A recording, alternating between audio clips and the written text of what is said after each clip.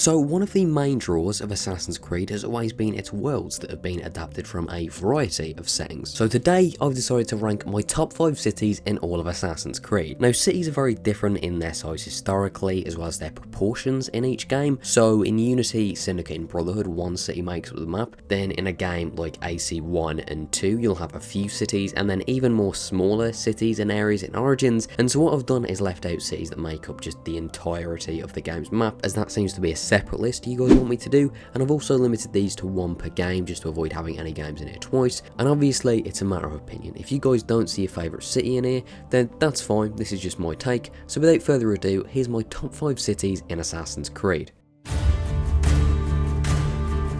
So at the number 5 spot on this list, I put the Vatican City. I know it's a country now, as it should be, long live the Papal States, but back in the Renaissance era it wasn't a country, or a city for that fact, but it was a district and it feels separate enough to Rome that I'd count it as its own city or region more like. It's my favourite part of the Brotherhood map and it feels the richest and the most advanced, almost like its own society, away from a lot of the ruins and collapse of the greater city. You've got the cardinals walking around as well as the papal guards, you've got the Castello, St. Peter's Basilica, as well as the Sistine Chapel itself. There's just a lot going on in this one region of the map with some really cool locations I just mentioned, as well as being one of the biggest, if not the biggest bit of land in Brotherhood, where there's just one compact group of houses. It's just got such a nice atmosphere to it and I always find myself coming back.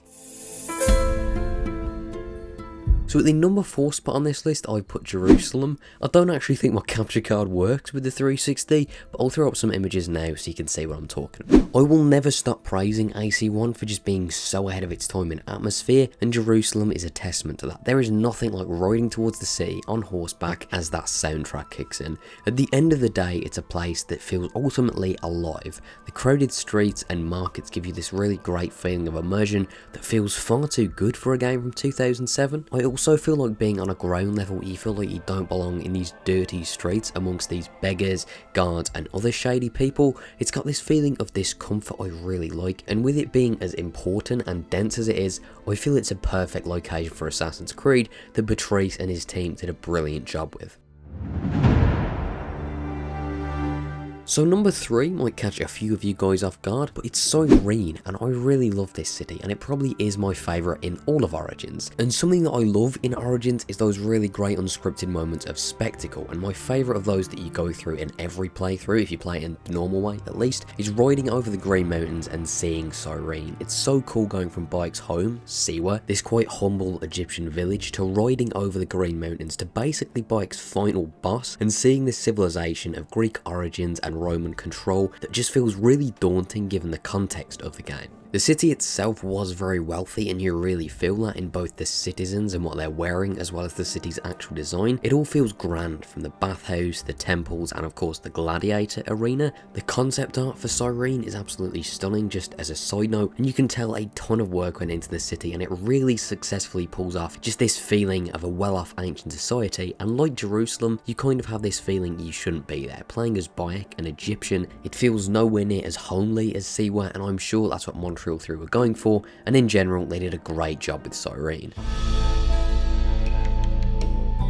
So at the number 2 spot on the list, I put Havana from Black Flag, which is unlike any other city on the list. It feels a bit dirty and crime ridden, but that's why I feel it works so well for Edward, and it sort of gives Havana its charm, if you know what I mean. And when I say it feels a bit dirty, I mean more on a ground level more than anything, as you'll see poorer citizens, run down buildings, exposed walls, that kind of thing, but it definitely has a natural beauty to it in the surrounding sea, the ivy, and just the colour and the vibrance of the place is really nice. It's got the grunge of criminality, but the beauty of the West Indies, which works really well for Black Flag. And although Nassau is like the hub of the game, I feel Havana represents the game perfectly. It sticks out so much because of how colourful it is. There's buildings painted in blue, white, orange, yellow, all with this orange tint of the sun over it, and you'll never get bored of Havana because it never feels copy and paste or anything, and it's one of the most lively and vibrant cities in the series.